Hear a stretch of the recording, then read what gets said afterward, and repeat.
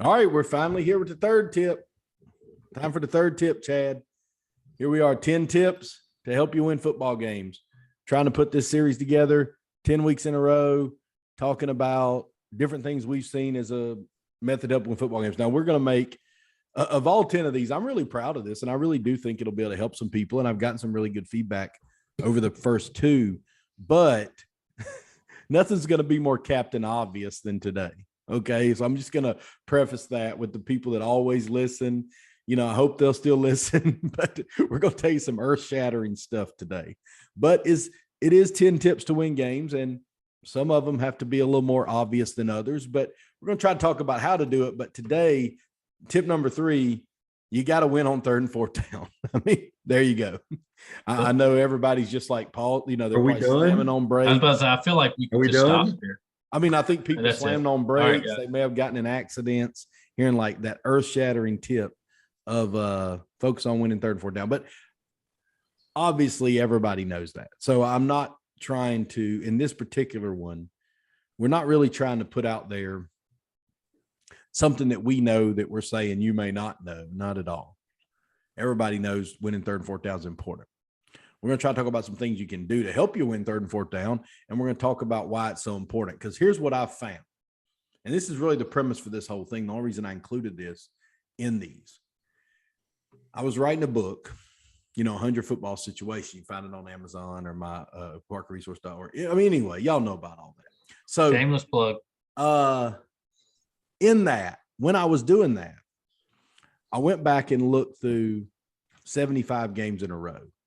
It just so happened that was a nice round number, and it got to about my first year when I was coaching at Pickens. So 75 games in a row where we took the stats that win thing that Michael's brought up a couple times, where we had net punt, turnovers, explosive plays, missed tackles, 3rd and 4th down. And by 3rd and 4th down, I mean, you take, we didn't distinguish between it was 3rd or 4th down. It just took, there was 12 of these. How many did they convert total? You know what I mean? And what we did was we kept up with who won that category. We didn't give a damn about rushing yards or passing yards and stuff like that. We just said who had the better net punt, us or them. Who had the more explosive plays, us or them. Who had the more missed tackles, us or them. Or I guess the least would have been the winner. But nevertheless, you just did that because then that was a team concept of how to measure what was going well. Because if we said who had more explosive plays, us or them, that meant offense and defense, because the offense had to get explosive plays, the defense had to stop explosive plays. Anyway, in this group of a series of things, the person that won that category, then I matched that to who won the game. You understand what I mean here, Flatt? It was like if they had, and so if I told you that list, turnovers, explosive plays, 3rd downs, missed tackles, stupid penalties, 5-yard penalties, we had a ton of categories. And if I told you which of those determined who won the game the most, meaning whoever had that positive also had the positive in the win column, most people think it's turnovers. Mm-hmm. And in an NFL game, I think it probably is. I think they did an NFL study where it was. So I'm not trying to say it's not for some people. All I can state with the fact is that in these 75 games that I will look at, that over 90% of the time, the person that won 3rd and 4th down won the game. So 27 out of every 30 or something like that. So on average, one time a year, it was different. Whereas on turnovers, it might have been 83%. I'm not saying it was this wide, giant gap. But I'm going to tell you why I think it's different in high school ball compared to college and NFL. Because I think in college and NFL, those numbers might flip based on some of the studies I've seen. And I also know maybe in Pickens, we just had a long run of something being different than everybody else. I can't say that didn't happen. But I don't think so. Here's what happens in high school ball. First off, teams suck at punting. Your punter's not an NFL punter. You ain't going to punt the damn thing 60 yards downfield. So you're giving it up. When you give up the football, it really increases the other team's chance of scoring. And how many times, and I want y'all to think of this as we're going to get into some sub tips today, Chad. We're going to get some tips to help them with the tip. You know what I'm saying? I've got a lot of ideas on this. So be thinking of some things, but because I want to talk in a minute about things people can do to help themselves on third and fourth down. But I want to explain why third and fourth down is so important in high school ball. Everybody listening to this will probably understand this and probably relate. Pick a game that you lost, and I almost guarantee you they converted a third and something or a fourth and something on a drive they scored. And especially if you're thinking of a game you lost by a touchdown, then that one play maybe lost the game. You know, you always think about the other plays that lost the game. But sometimes on the -20, it's 3rd and 4 on the -20, okay? It's the second quarter. It's 3rd and 4 on the -20. We're on defense. They throw a 5-yard out, first down. You know, at the time, you're like, all right, we got to play the next play. Let's go get the next call in. First down, no big deal. Well, they score on that drive and you end up losing the game by 2 points. You know, if we'd have won that third down, if we'd have knocked that ball down, if we'd have sacked them, whatever, not only it just changed the whole entire game because it was third down. They're punting. They're on the -20. They're damn sure punting if they throw an incompletion there. We played in a game. I'm not going to name names and all because it doesn't really matter. But we played in a game several years ago, 5-6 years ago probably. It was for the region championship, essentially. We'd have won. We'd have been in a tie for region championship, maybe gotten a 1 seed. Instead, we lost. We got the 4 seed. Big difference in who you played in the playoffs, all that stuff. We lost that game 42-35 or 41-35 or something like that. And you think, damn, you give up 41 points. You kind of sucked on defense that night. You know, we really didn't. All 6 drives, they converted a 4th down or a 3rd and like 8+. We just lost these key downs, and each one of them led to a touchdown. And if we win 1 or 2 of them, we're the region champion. Instead, we get the 4 seed because just the region was that contentious. So, I think most people listening get my point there. I probably made that well enough, but I want you to think about games you lost and think about how many times, somebody, we dropped an interception on 3rd down. They go for it on 4th down and they get it, and you're like, dang. Or how many times on 4th down they get something and you don't think much of it because it's the middle of the field, but then they score later in that drive. Converting and think of the opposite I've been speaking a lot, I guess, as a defensive perspective, but think of it from the offense perspective. How many times did we score on people, Chad, when we converted 3rd down on them? Like, they really played us pretty well, but we just found a way our 3rd down plays were a little better than theirs, and we went down and scored. Then when they got the ball, defense did a decent job getting them off the field on the 3rd down. We threw a 10-yard out to the sticks, a little comeback. They weren't playing it well, so it was wide ass open. We throw it, completion, 1st down, move to change. Then we go down and score. Then they get the ball and it's 3rd and 9, and we break up the pass. We're ready for it. We're playing the sidelines, and vice versa, by the way. I'm sure we had some games where it went the other way. I'm just saying that was one of the things that when we really got into the facts, not the feelings, it was converting a higher 3rd and 4th down percentage that won the game more than any of those other stats that I named. So before we go any further, what do you got to add to that, Chad? Well, a couple of things. One, it's very simple in that when you, from an offensive standpoint, make that conversion on 3rd or 4th down, it gives you, in essence, very easily 2 more plays or chances to run the stuff that you really want to call. So the more opportunities that occurs, the more chances you get to call the plays your kids are really good at. That's just them simple equations there to figure out, guys. I would say that to relate to what Chris talked about with the NFL for a moment, I will say one of the things I think that stands out about that point about how the NFL teams are a bit different is that NFL teams are extremely better, like Chris talked about with punting, at getting people off the field too on defense. They're the way higher percentage even than college football does, and even high school too, because there's just difference and you can offset that if you're really good on offense you can offset it. That's your only way, because that damn team I like to cheer for in the NFL last year, the year before, gave up 53% of third down plays. I remember this distinctly, and still won their division. Division wasn't good, but I don't they believe you can do that. averaged 33 something points a game on offense. There's two things that make it different.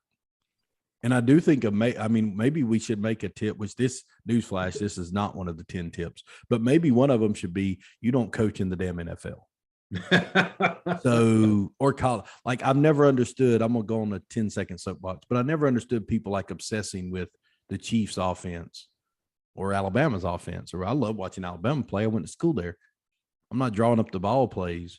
We ran more Auburn stuff when Malzahn was there. That was better for high school ball. I thought, I could separate those things. A lot of people can't. You don't need to make your game plan based on the NFL stuff and NFL studies. This is a high school study.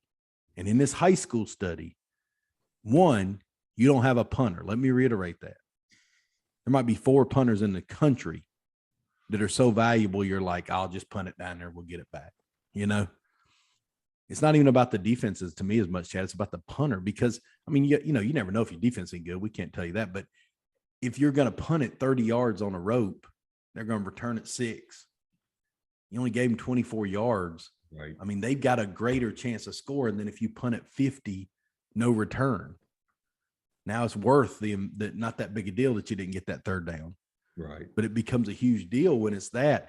And the other thing to keep in mind about the NFL is people are so good at red zone defense. Mm-hmm. Red zone is another thing that's hard to track in high school as much, because people run their regular offense a lot in the red zone. And right. It's still a very important stat, by the way. It was one of the things we tracked, but it was in the middle of the pack as who won the red zone, who won the game. Does that make sense?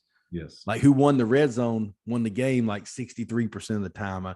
Whereas in the NFL, it's like 80 something. Mm-hmm. It's all about making them kick field goals, not touchdowns. Well, everybody ain't got a kicker. So, you're probably going for it in high school and fourth down a lot. So those two things make it very different. So I don't want anybody trying to throw a bunch of shade at our study here and act like we're saying turnovers aren't important, or anything. I'm just stating a fact that in these 75 games, 90% of the time, which was the highest of the 10 categories, third and fourth downs won the game. The winner of that category won the game 9 out of every 10 times.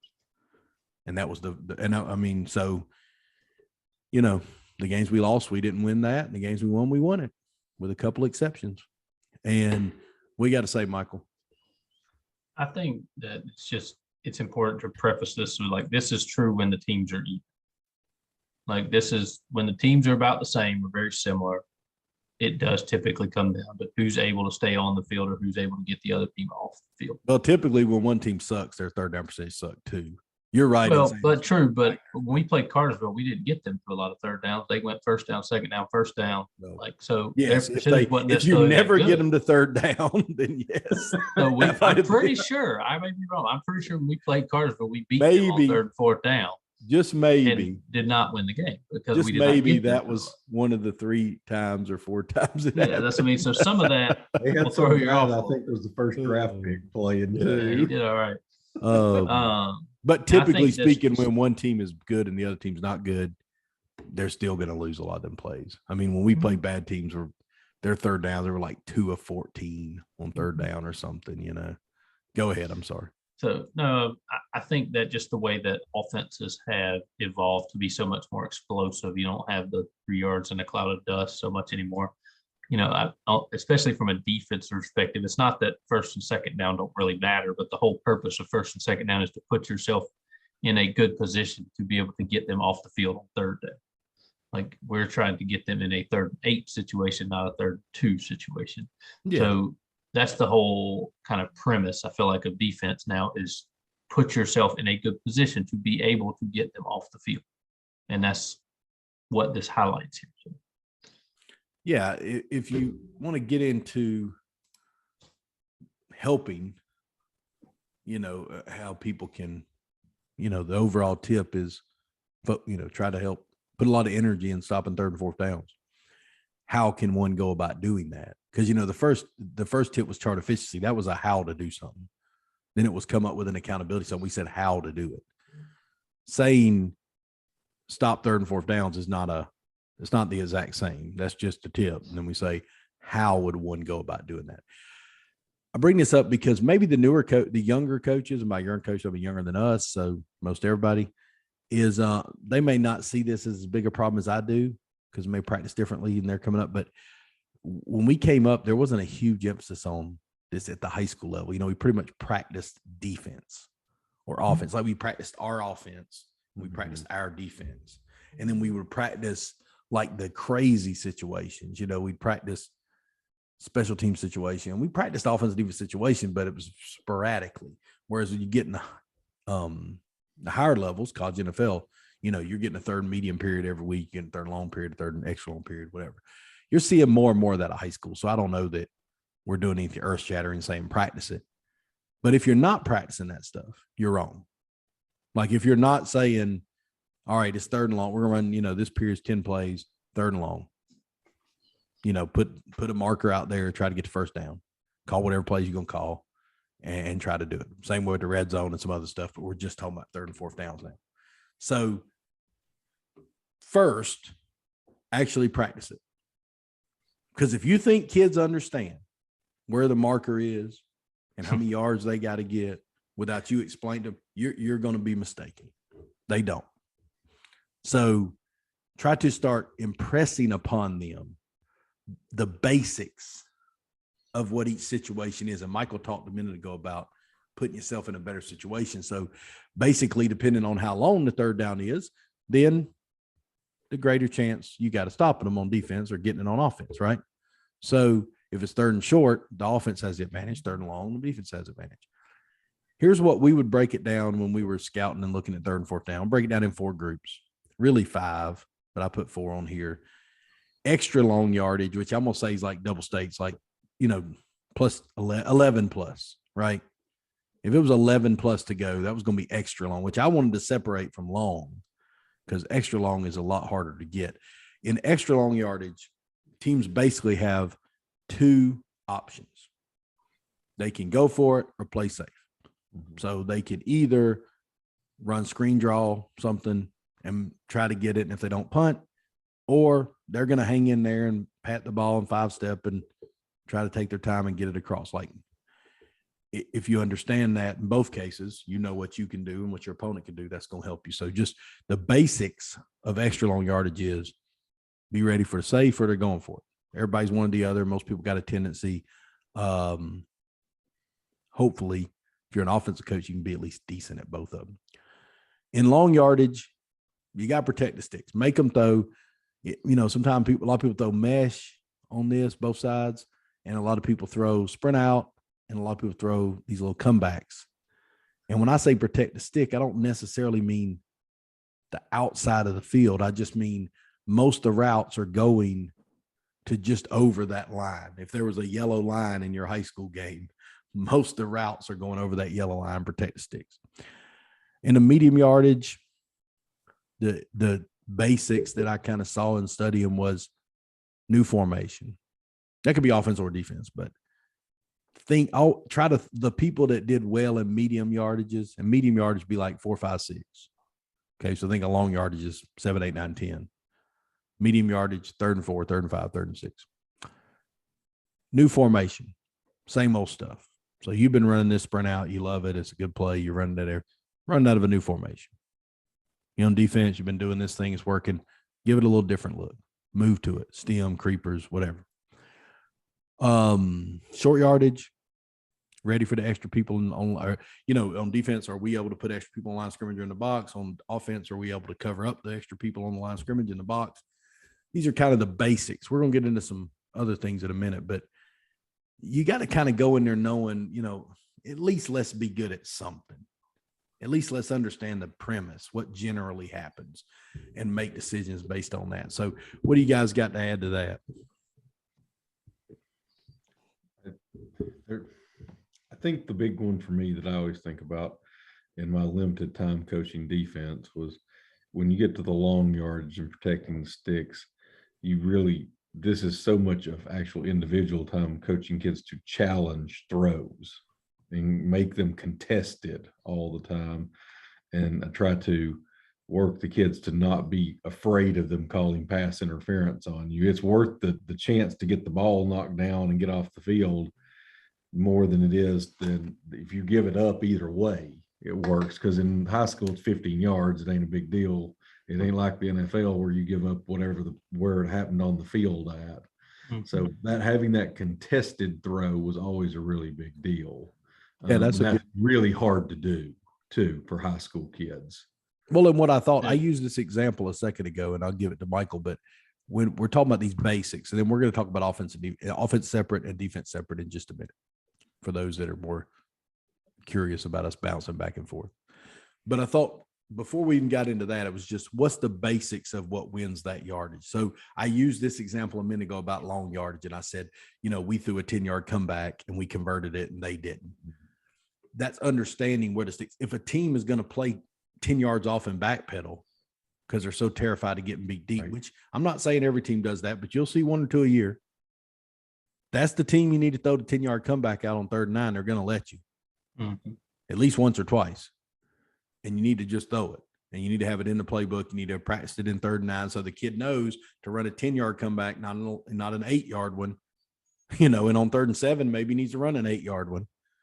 They need to understand what it is. They need to get that. If you've coached that up, if your kids are ready, you convert that, you keep the drive going, better chance of winning the game automatically, just with that play. On the other side, if your kids understand, look, we're not going to stop every 3rd down, but we're not going to let them throw this little comeback that they seem to throw every time on 3rd down and people just let them. We're contesting the throw, like Chad said. So it's about right now winning both sides, understanding what would be really easy to win offensively and then not letting that happen defensively. Right. If they give it to you. All right. What you got, Michael? I think, and we've talked about this before, it's just the importance of, you're going to see in a game what you actually practice. And if you expect kids to just be able to on their own realize, oh, it's 3rd and 8, we make sure they don't get 8 yards. Like, that's not really what's going through their head. Like, you have to practice these things and literally drill it into their heads of doing these different things. You were right. When we first started coaching, it was at best, we would just yell out like, all right, it's 3rd and 8 on this play, but we weren't really focusing on anything. We didn't do whole periods of get the chains out. This is where they got to get to and make a big deal about it. Like the kids are going to put a bigger emphasis on things that you think are important and you put a bigger emphasis on. And winning 3rd down, winning those plays that get them off of the field is the biggest play of every defensive series. 3rd down is so much more important than 1st or 2nd, and you have to be able to get them off the field when you have a chance to. No, that's right. I mean, it like I said, except when we played Cartersville, it was the exception to every rule. Yeah, the factor it won the game. So I just thought people need to understand the general premise, like what is short yardage is issue. Well, people's short yardage offense is usually pretty good if they can eliminate penetration, essentially, if they can just handle the extra people on line scrimmage and the extra people in the box. They just kind of got a plan for it. Whether they change the blocking scheme, whether they change the play, or whether they don't, they're just good at covering it up. That's what's going to get them the 1st down. People that don't, and by short yardage, I mean like 1 or 2. If you're getting past that, it's a little different. But and on defense, same way. I mean, is your defense good enough to load up and still get, and still get penetration if they bring 2 tight ends in or whatever it is? It's really that simple. Sometimes we make football a lot harder than it has to be. It really is on who can win these sides. And sometimes we get wrapped up on our side of the ball. And like Michael said, really long time ago, we didn't even hardly work specific situations. I mean, we did. Obviously we do now, or everybody does now. So I came up with a list, and we'll kind of do these 2 and call it a day. The smart ideas on offense and some smart ideas on defense in honor of, national championship, former Alabama defense coordinator, Kirby Smart. On offense, I called the plays on offense, full disclosure, for those people that don't know me that well or know me personally. And these were 5 things I kept in mind, sometimes in writing on the call sheet to look at. And I'm going to share them with you today, since I don't plan on coaching no more ball. Give a few tips away, Chad. a few tips of the tip. So one is put the formation into the boundary. They don't like it. And by they, I mean them defensive coaches. Put the tight end in the boundary, twins to the field, something like that. They don't like it. They got to call the strength to either the field or the tight end, and they don't like that. And yet probably 85 to 90% of the games I watch, high school games I'm talking about, but sometimes college NFL too, the offense is giving the defense exactly what they want. They're putting trips to the field, single guy to the boundary, same old stuff. And they're able to call their defense however they want to call it for 3rd and 7 or whatever it is. And I'm saying all these smart ideas are ideas I would use on 3rd down is what I'm saying. I'd put the formation of the boundary every down, but I was definitely going to do it on 3rd down. Like we were going to go bunch trips to the boundary or something like that, where you had to put your strength into the boundary, or you had to put it to the field and give us the better side with our strength. Throw early in the game. My second sub tip, second smart idea. So first one was put the formation in the boundary. Second smart idea, throw early in the game. It's way less. I don't even know what the right word is there. It can help. The risk and reward is so much better early in the game. I mean, let it rip. If you're a team that runs the ball, come out throwing the first 10 plays of the game. It's okay. Because if it doesn't work out, you can catch up, but you haven't shown you. They come into the game usually geeked up. Chad knows this. We did this. This was something Chad and I did a lot together. These people come into the game for us. All they want to talk about is stopping buck sweep. So we didn't show them buck sweep till about the 3rd quarter. And then we usually ran it down their throat so at the end of the game, we had 25 buck sweeps. So when they charted the plays the next week, they said we ran 25 buck sweeps. Number one play, we got to stop it. Right. So they spent all week on it. And about the time they'd forgotten about it, we started running it because they usually weren't overly ready for some of the other stuff. So it's okay to throw early. It is okay. There's no rule against you having to call your best play on play 1, your complement play on play 2. Like, mix it up a little bit. The third one, be unique with the formations. Everybody that listens to this knows this about me, but yeah, get in something different, man. Think up some new stuff. As long as you got 7 on the line, it's all right. Be creative. Use some unique formations. These are all smart ideas that can help you get a first down, is what we're saying on offense. Formation and boundary, especially early in the game, throw the ball. Unique formations. Chart personnel.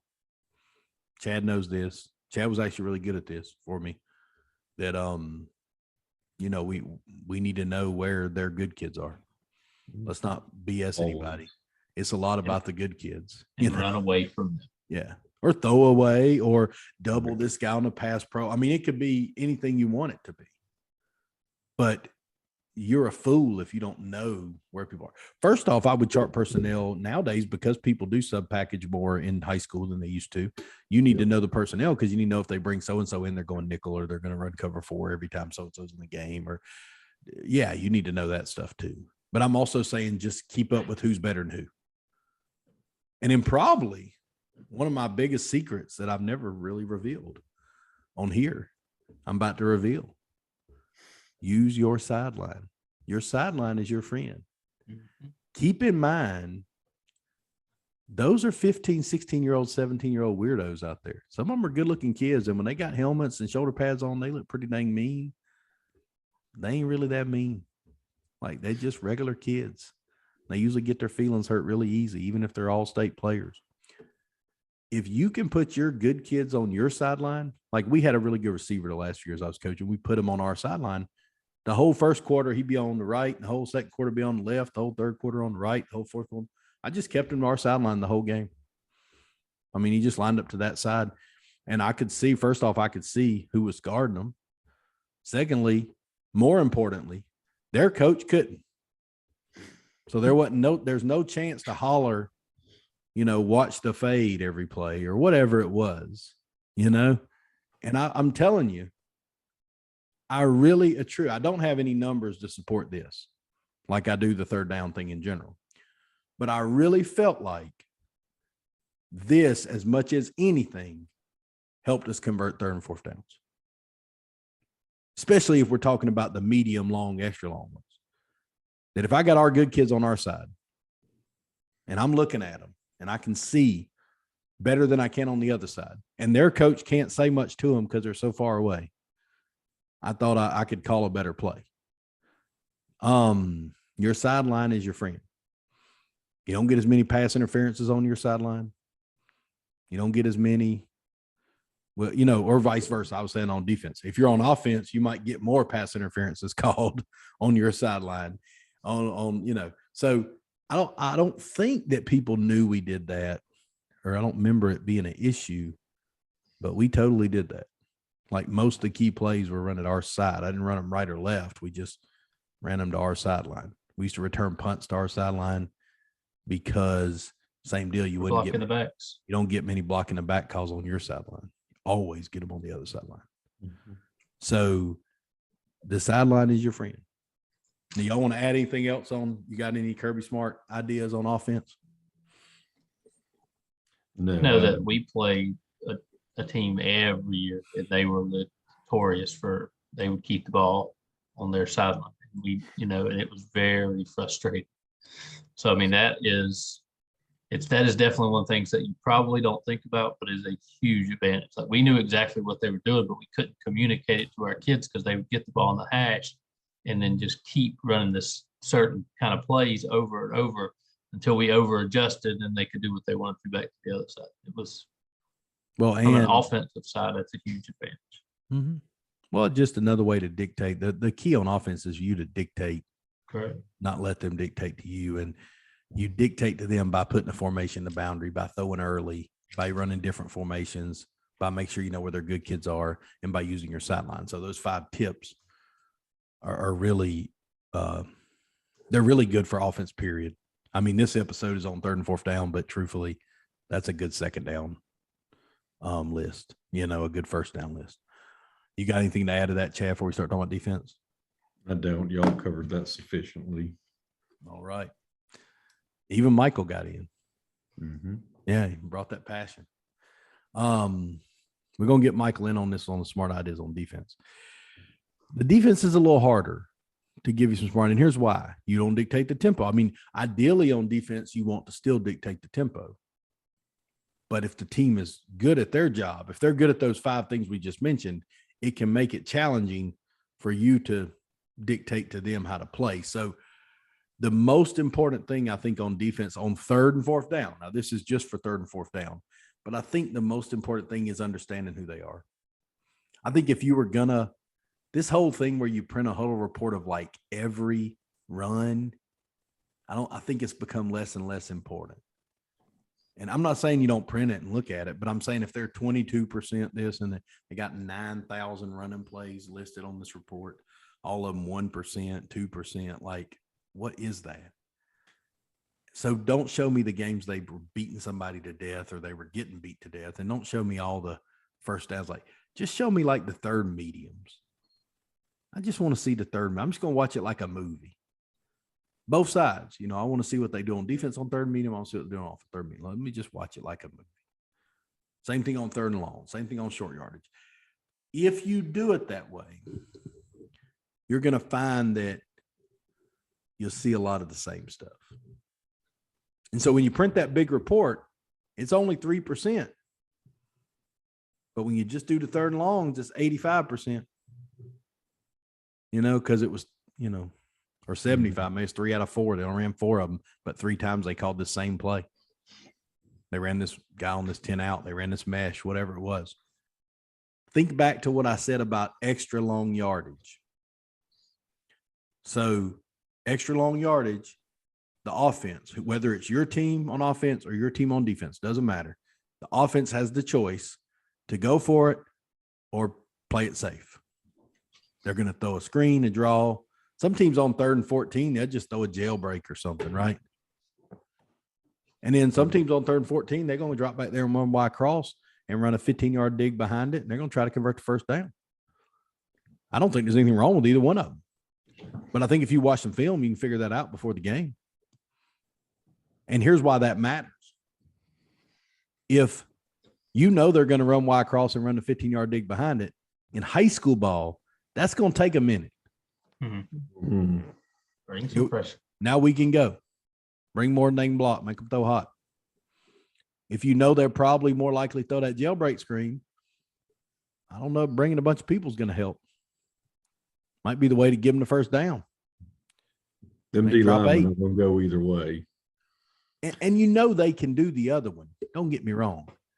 But it's just like you play the percentage. You play the percentage. You'd be amazed. People that call plays on offense. This is smart ideas for defense. People that call plays on offense are typically very in their little box. So if you can, and sometimes their little box is pretty unique and pretty cool and all, but if you can figure it out, it's still pretty small. They're still going to do what they're comfortable with and what they have faith in. So it's, like you talked about, if it was 3rd and short, you were going to run buck sweep because that's what you had the most confidence in. So ultimately, that's what it's going to come down to. Is what is their, they're not going to run all these necessarily elaborate plays. They're going to run what they feel they're the best at, what gives them the best shot at getting that 3rd down. The 2 points you put at the bottom were always that I thought was most important. Like, for the love of God, we have to be able to tackle. If you were in a position to stop them on 3rd down, these are the plays you talk about where what win and lose you the games you don't even realize. If it was 3rd and 4 and we had a chance to tackle them at the line of scrimmage and we miss it and they get the 1st down and they score on that drive, that literally is one of the plays that may have lost us the game. Nobody thought about that. They thought about the play where we gave up a long touchdown. Like, well, that was the play that lost the game. Well, not any more so than we missed a tackle on 3rd and short, and we could have gotten them off the field, and we did. And I always just thought, for me, it was important. Like, you can't be predictable. You can't always drop 8 on 3rd and long. You can't always send the house on 3rd and long. Like, you have to kind of find a good balance. And it's smart, obviously, to use the tendencies that what the other team is doing. Play the percentages in that case based on what you believe you're about to see. No, that's right. I mean, the first idea, like I said, was understand the tendency. The second, understand the personnel. I mean, don't let them put, we played Ridgeland in high school years ago. They had Von Bell, who's played in the Super Bowl this year at safety. Von Bell played defense. They put him in on offense a little. Well, if he was in there, he's probably getting it. Sometimes it's really that simple. Don't overthink it, but there were teams that they're putting him in there and it's like they didn't know he went in there. I mean, the whole team should be pointing at him if he goes in there to offense. Understand the personnel. So understand tendency first, understand personnel second. Tackling is key third, like Michael mentioned. How many times? I mean, we mentioned this, I think, last week where I gave the story of Asante Samuel dropping a pass for interception and all that, but it was like, if you drop an interception, it is such a key play in the game. It's devastating, but people don't treat it that way. The announcers, coach don't always treat it as devastating. If you have a fumble right in front of you and instead of jumping on it, you try to pick it up, but you kick it and they end up getting it and all that. Devastating. Missing a tackle. I said earlier, a few minutes ago, I said a jailbreak screen. I talked about somebody getting a jailbreak screen on 3rd and 14. How does a team convert a jailbreak screen on 3rd and 14? 1, you probably blitzed when you shouldn't have. There was no tendency for that. And 2, also, even though you blitzed, you still missed a tackle. It's very rare somebody converts stuff like that without missing tackles. Like Michael said, you 3rd and 4, they run speed option. You hit them in the backfield, you slide off, the guy gets 1st down anyway. Everybody on the sidelines like, oh, dang, they got the 1st down. All right, next play, let's go. And that's the attitude you got to have. But I'm saying when you go back and watch it on Saturday, you're like, damn, that play lost the game. We just tackle them right there. We got them.